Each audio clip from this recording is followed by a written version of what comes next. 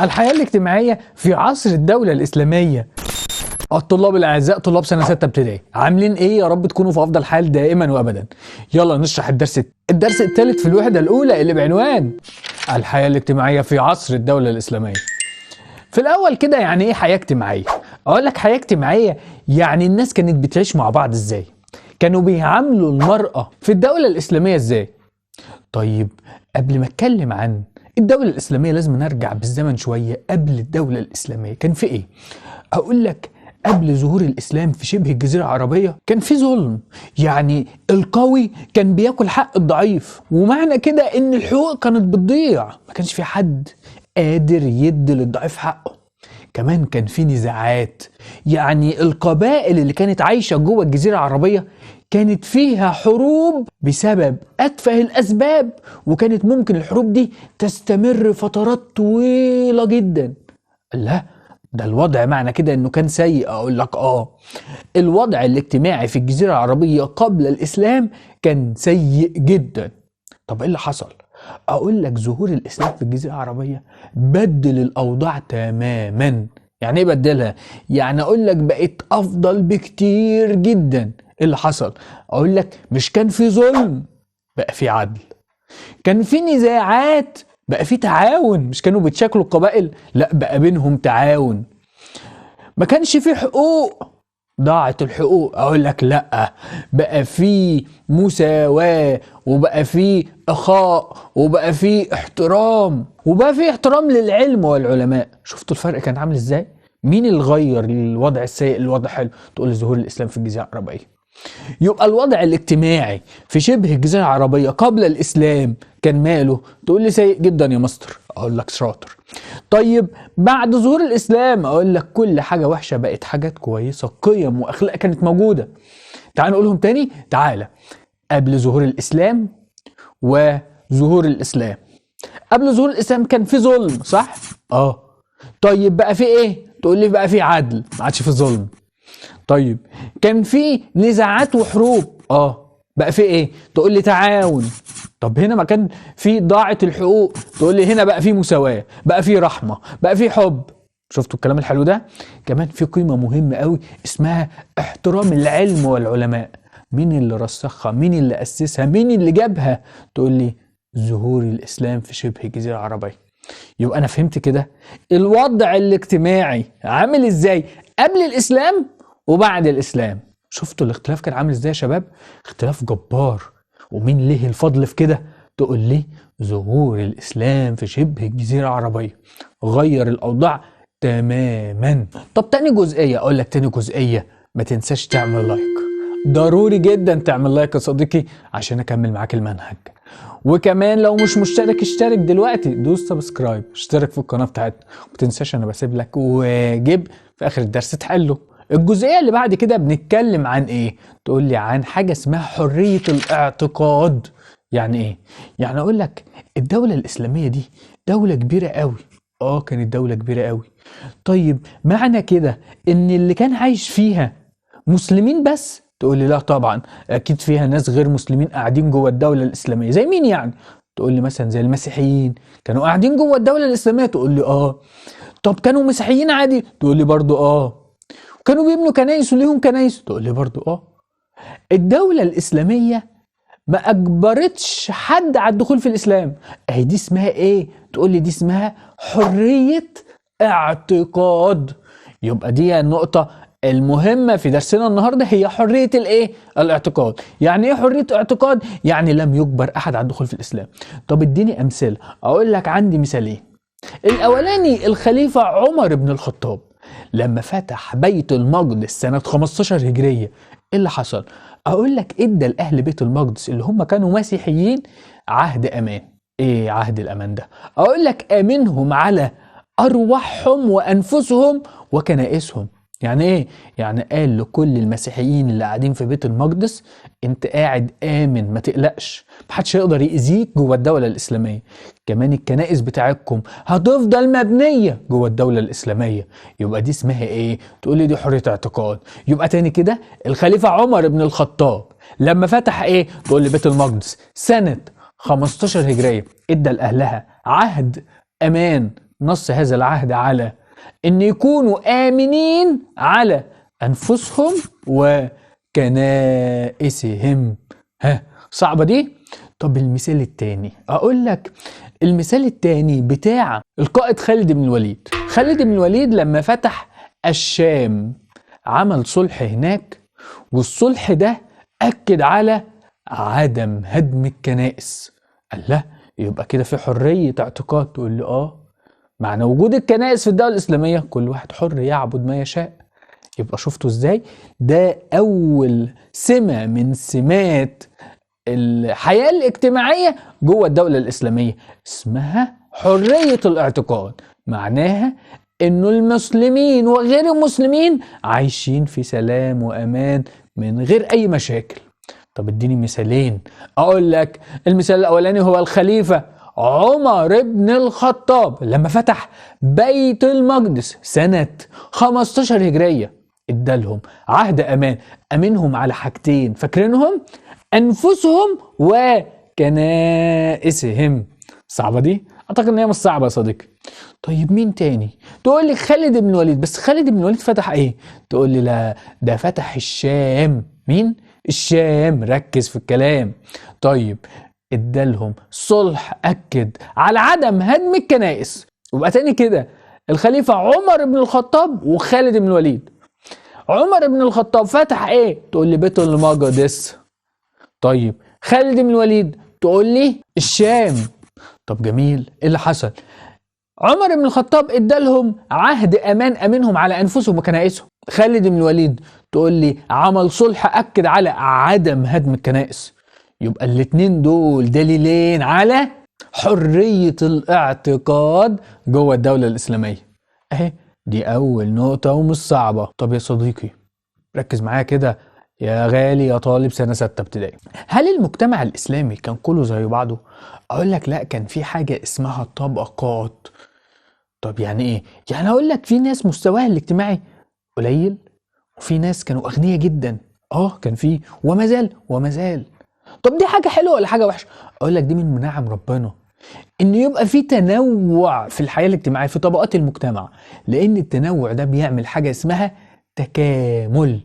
يبقى تنوع الطبقات في المجتمع الاسلامي يعمل تكامل.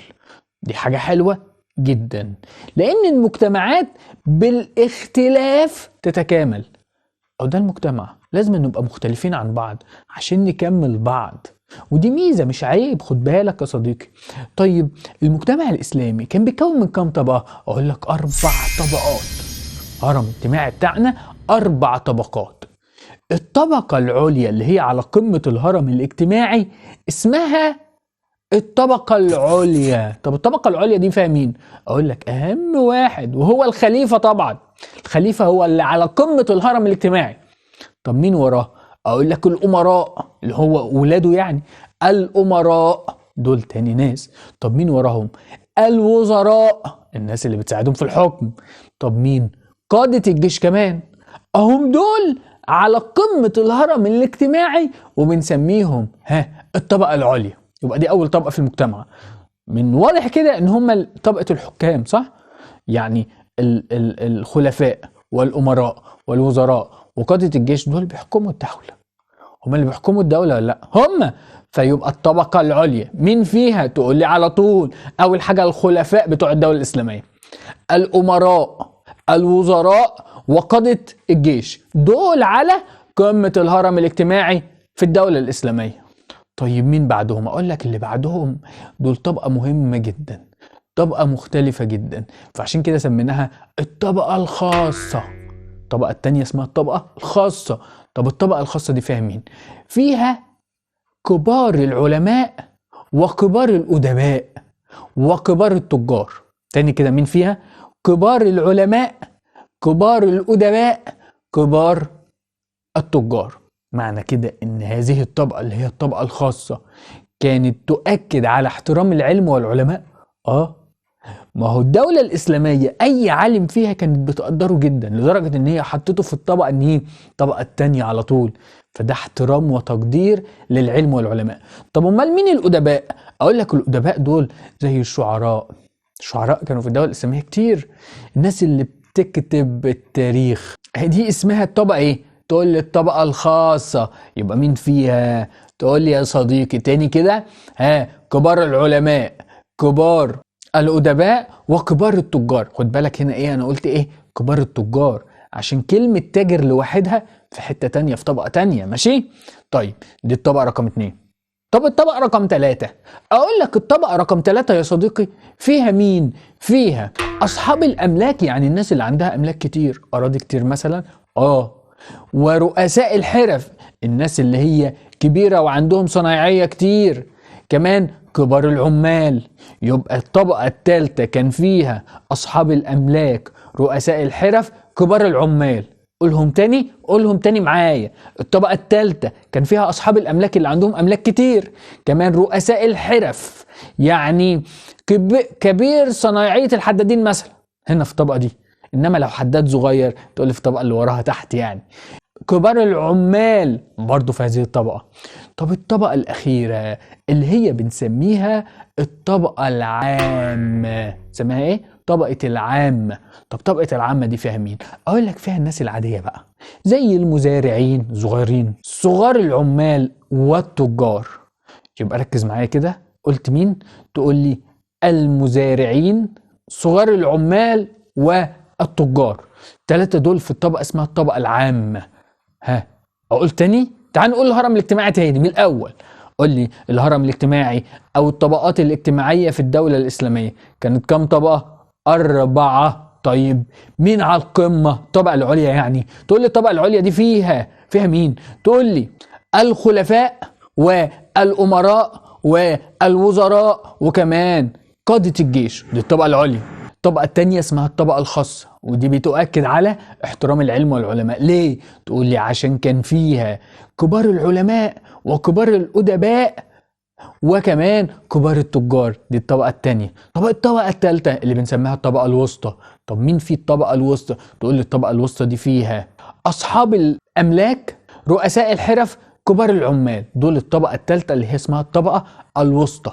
طب الطبقة الرابعة يا صديقي اللي هي بنسميها طبقة العامة، مين فيها؟ تقول لي بقى الناس البسيطة العادية، اللي هي مين؟ تقول لي زي المزارعين، زي التجار، زي صغار العمال. يبقى أدى الهرم الاجتماعي. طب في كده نقطة كده عايزك تركز فيهم وانا بسألك، ماشي؟ ركز كده معايا. انا لو قلت لك تجار بس يبقى طبقة ايه؟ تقول لي طبقة العامة. انما لو قلت لك كبار التجار، في فرق طبعا. تقول لي مين؟ تقول لي لا دي في الطبقة الخاصة. شاطر جدع، دي مهمة جدا. طب ركز معايا في اللي جاي دي. لو قلت لك كبار العمال تقول لي دي طبقة ايه؟ تقول لي دي طبقة وسطى. انما لو قلت لك عمال تقول لي لا دي طبقة العام. شفتوا الفرق؟ جملة صغيرة غيرت المكان بتاع الطبقة. يبقى يا صديقي أنا لحد دلوقتي اتكلمت في إيه؟ اتكلمت في حاجتين: حرية الاعتقاد والطبقات الاجتماعية. طب تالت حاجة بتكلم فيها النهاردة هي مكانة المرأة. مكانة المرأة في الدولة الإسلامية عاملة إزاي؟ أقول لك، ما تيجي كده الأول نشوف قبل الإسلام كانت مكانة المرأة عاملة إزاي. أقول لك شبه جزيرة عربية قبل الإسلام كان بتعامل المرأة معاملة سيئة جدا، وحشة. طب ازاي؟ تقول لي يعني ما كانش لها حق ان هي تتملك، يعني يبقى في بيت مثلا باسمها، مفيش الكلام ده. كمان ملهاش حق ان هي تورث في حقها، ملهاش حق ان هي تورث برضو. كمان كان في عادة سيئة جدا اسمها وأد البنات. يعني لو كان حد كان بيخلف بنت ما كانش بيحب يبقى عنده بنت فيضطر ان هو يموتها. ياه ده حاجة بشعة جدا. اقول لك ده اسمه وأد البنات. ده قبل ايه؟ تقول لي ده قبل الاسلام. يبقى تاني قبل الاسلام كانت المرأة مكانتها عاملة ازاي؟ تقول لي سيئة جدا يا مستر. ازاي؟ تقول لي ما كانش لها حق ان هي تتملك او تورث. كمان كان في عادة سيئة جدا اسمها وأد البنات. ده قبل الاسلام. طيب لما ظهر الدين الاسلامي اقول لك غير الحاجات الوحشة دي خالص وعمل مكانها حاجات تانية عظيمة جدا. زي ايه؟ بقى ليها حق ان هي تتملك وتورث. شفتوا؟ ما كانش بقى ليها بسبب وفضل الاسلام. يبقى دي اول حاجة. كمان تاني حاجة كان من حقها تمارس كل الانشطة الاقتصادية، تمارس كل حقوقها الاقتصادية. يعني من حقها تشتغل. تقول لي كان من حقها تشتغل. من حقها يبقى عندها تجارة. تقول لي يبقى مارست كل شؤونها الاقتصادية. طب تالت حاجة، تقول لي تالت حاجة كان في مساواة ما بينها وما بين الرجل، يعني ما عادش في عادة اسمها وأد البنات. اقول لك لا طبعا، احترم الاسلام المرأة جدا ويساويها بمين؟ بالرجل. طب الحاجات العظيمة دي اللي هي بقى ليها حق التملك والإرث، ممارسة شؤونها الاقتصادية، مساواة ما بينها وما بين الرجل، ده كان ليه نتيجة على الحضارة الإسلامية؟ تقول لي طبعا. الحاجات الثلاثة دول أدوا إلى ازدهار الحضارة الإسلامية. يبقى مساواة ما بين المرأة والرجل، ممارسة شؤونها الاقتصادية، حق التملك والإرث، ده كله أدى إلى إيه؟ تقول لي ده كله أدى إلى ازدهار الحضارة الإسلامية. شفتوا العظمة؟ شفتوا ازاي الاسلام غير مكانة المرأة من مكانة سيئة ورضية الى مكانة عظيمة كده؟ حصل. طيب احنا عايزين امثلة في عصر الدولة الاسلامية تدل ان المرأة كان لها مكانة مهمة. اقول لك ده كتير كتير قوي، في نساء عظيمات كانت في الدولة الاسلامية. طبعا نقول امثلة، تعال نقول امثلة. كان عندنا في الدولة الاسلامية سيدة اسمها سيدة رفيضة. اسمها ايه؟ رفيضة. السيدة رفيضة دي كانت بتعمل في مجال الطب. ازاي يعني؟ اقول لك، مش احنا خدنا الترم اللي فات ان كان في غزوات في بداية الدعوة الاسلامية؟ وكنا بنحارب قريش. طيب مش الغزوات دي كان ممكن يكون في جرحى، يعني حد يتصاب، حد يتعور في المعارك؟ برضو طب ايه اللي حصل؟ اقول لك السيدة رفيضة كانت من النساء اللي بتشتغل في الطب، فكانت بتعالج الجرحى في الغزوات. يبقى كان لها دور مهم جدا. ده دور مهم جدا، يعني شاركت في الغزوات. اقول لك شاركت بس ما شالتش السيف، انما كانت بتداوي الجرحى، بتعالجهم. فده دور مهم، دور مهم جدا. يبقى ده اول سيدة معانا، اسمها ايه؟ السيدة رفيضة. عملت ايه؟ كانت بتعالج الجرحى في الغزوات. طب دي حاجة مهمة؟ مهمة جدا يا عم، مهمة جدا قوي كمان. طب اديني امثلة تانية. اقول لك حاضر، استنى بس، انا عندي مثالين كمان. السيدة الشفاء العدوية والسيدة سمراء الأزدية. دول اتنين تاني كده اسمهم ايه؟ تقول لي السيدة الشفاء العدوية وسمراء الأزدية. الاتنين دول كانوا في عهد الخليفة عمر بن الخطاب، الخليفة رقم 2، خلي بالك. كانوا بيعملوا ايه؟ اقول لك الاتنين دول كانوا بينزلوا الاسواق، يشوفوا الناس اللي بتبيع مظبوط ولا ممكن تغش في البضاعة. طب بتبيع بميزان مظبوط ولا لأ؟ طب بتزود الأسعار ولا لأ؟ لا، يعني كان لهم دور اقتصادي مهم. تقول لي مراقبة الأسواق. طب افرض حد كان بيعمل حاجة غلط، أقول لك كانت الشرطة بتاخده بقى، بيتقبض عليه ويتقدم للمحاكمة. طبعا.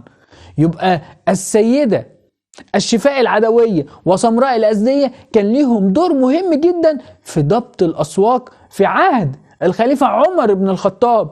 ده دور مهم، دور مهم. يبقى تاني مكانة المرأة. مالها مكانة المرأة يا مستر؟ تقول لي قبل الإسلام كان مكانتها صعبة قوي يا صاحبي. يعني كان ايه؟ اقول لك ما كانش لها حق ان هي تتملك او تورث، وكان في عادة سيئة جدا اسمها وأد البنات. طب ايه اللي حصل؟ تقول لي مع ظهور الإسلام ده كله اتغير ازاي؟ تقول لي بقى من حقها ان هي تتملك وتورث، بقى في ممارسة كل شؤونها الاقتصادية، بقت حرة. تالت حاجة مساواة ما بينها وما بين الرجل. طب الثلاث حاجات دول ادوا الى ايه؟ تقول لي ادوا الى النهوض بالحضارة الإسلامية. دي حاجة مهمة جدا جدا. طيب اديني امثلة عن بعض النساء المهمات في العصر الإسلامي. تقول لي عندنا 3 امثلة. اول حد السيدة رفيضة. مالها؟ تقول لي دي كانت شغالة في الطب وكانت بتعالج الجرحى في الغزوات. ده دور مهم جدا. طب كان عندي 2 تانيين في عهد الخليفة عمر بن الخطاب. مين هم؟ تقول لي واحدة اسمها السيدة الشفاء العدوية والسيدة سمراء الأزدية. مالهم؟ اقول لك كانوا بينزلوا الأسواق يتبعوا كده، يشوفوا الناس بتبيع حلو، بتبيع صح ولا لا، بيغشوا في الميزان ولا لا، بيغلوا الأسعار ولا لا. دول مين؟ تاني اسمهم كده. تقول لي حاضر، الشفاء العدوية وسمراء الأزدية. الاتنين دول في عهد مين؟ الخليفة عمر بن الخطاب. يبقى أنا النهاردة قلت عمر بن الخطاب مرتين. المرة الأولانية كانت فين؟ تقول لي في حرية الاعتقاد لما فتح بيت المقدس سنة 15 هجرية وأعطى أهلها عهد أمان أنفسهم وكنائسهم. الله ينور عليك. طب التانية؟ تقول لي التانية حرية المرأة. صح جدا. كان عندي مين؟ سيدتين منهم الشفاء العدوية وسمراء الأزدية. صعب الكلام؟ اعتقد ان هو مش صعب، وانت اشطر من كده بكتير على فكرة. المنهج بتاع الترم ده مش صعب ان شاء الله، بس لو ما كنتش عملت لايك اعمل. انا باكد عليك المعلومه، ودي معلومه مهمه، اهم معلومه في المنهج، انك لازم تعمل ايه؟ لازم تعمل لايك، دي اهم معلومه. طيب يا صديقي، مكانه المراه دلوقتي حاليا الان في عهد دلوقتي عامله ازاي؟ تقول لي ان المراه دلوقتي خدت كل حقوقها الاجتماعيه والثقافيه، لدرجة ان هم وصلوا لمراكز قيادية. يعني كل النساء دلوقتي بتتعلم تعليم كويس وخدت كل حقوقها الثقافية، فبقت منهم من النساء في مكانة بارزة جدا. بقى منهم دلوقتي العالمات، عالمة وباحثة ووزيرة وطبيبة وقاضية. لا ده كله ده كله. يبقى حاليا المرأة حاسد على كل حقوقها الثقافية والتعليمية، لدرجة ايه؟ ان بقى ليها مكانة مهمة جدا علمية وثقافية. وتقول لي كمان بقى منهم باحثات وعالمات وطبيبات ووزيرات وكل حاجة في اخرها تاء مفتوحة، لدرجة ان هم حققوا انجازات على المستوى الدولي في العالم كله. النساء العربيات بعد ما خدت حقوقها بقى ليها مكانة على المستوى الدولي، لدرجة انه في منظمة اسمها منظمة المرأة العربية. منظمة المرأة العربية دي بتعمل ايه؟ تعمل توعية بحقوق المرأة. بتوعي النساء بأهمية حقوقهم، لازم أن يطالبوا بحقوقهم، وانت كمان طالب بحقوقك. حد يجبرك على حاجة، انا بقول لك حتى لو ماما بتجبرك دلوقتي انك تذاكري، بس المذاكرة مهمة خد بالك. لا ذاكر، اسمع الكلام ماما. كمان بتطالب بتحسين وضع المرأة في المجتمع. يبقى منظمة المرأة العربية بتعمل حاجتين: بتوعي بأهمية دور المرأة، والتانية بتحسن دور المرأة في المجتمع. طب ايه هي منظمة المرأة العربية؟ اقول لك، منظمة المرأة العربية هي جزء من جامعة الدول العربية. خدنا جامعة الدول العربية دي الترم اللي فات، خلي بالك.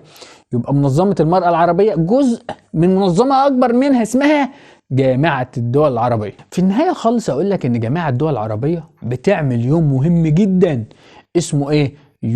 اليوم التراث العربي. تاني كده، اليوم التراث العربي. بتعمل ايه في اليوم ده؟ اقول لك، بتدعو للحفاظ على الهوية العربية، وكمان بتنشط السياحة. يبقى تاني كده 3 معلومات مهمين جدا: منظمة المرأة العربية جزء من منظمة اكبر منها اسمها جامعة الدول العربية. طب حاضر، انا فهمت دي. تقول لي ان منظمة المرأة العربية بايه دورها؟ تقول لي حاجتين: نشر الوعي بقضايا المرأة، تحسين وضع المرأة في المجتمع. الاتنين دول بتوع مين؟ منظمة المرأة العربية. طب جامعة الدول العربية بقى، تقول لي جامعة الدول العربية عملت يوم اسمه اليوم التراث العربي. طب ايه اللي بيحصل؟ اقول لك، بتدعو للحفاظ على الهوية العربية، وده بيؤدي الى تنشيط السياحة. فهمتوا دي وفهمتوا دي؟ بس خلاص كده فعلا. انا كده وصلت لنهاية الدرس. اعتقد ان هو درس سهل، واتمنى انك تكون فهمته كويس. ولو فهمته كويس اتمنى انك تروح بقى في صفحتنا على الفيسبوك بعد ما تحل الواجب وتقول الدرجة بتاعتك، عشان اطمن كده انك حليت كويس خالص. ما تنساش تحل الواجب. عندي لينك، اللي هو لينك الواجب، هتلاقيه في صندوق الوصف. دوس عليه، حمل الواجب بتاع حضرتك وحله. كمان ابعت لي درجتك على صفحتنا على الفيسبوك. كمان تقدر تشوف الدروس اللي قبل كده والدروس اللي بعد كده لما تشترك في القناة. ما تنساش تشترك في القناة. دائما وابدا اولياء الامور وطلاب الصف السادس في خير. الى اللقاء في درس جديد. جود باي.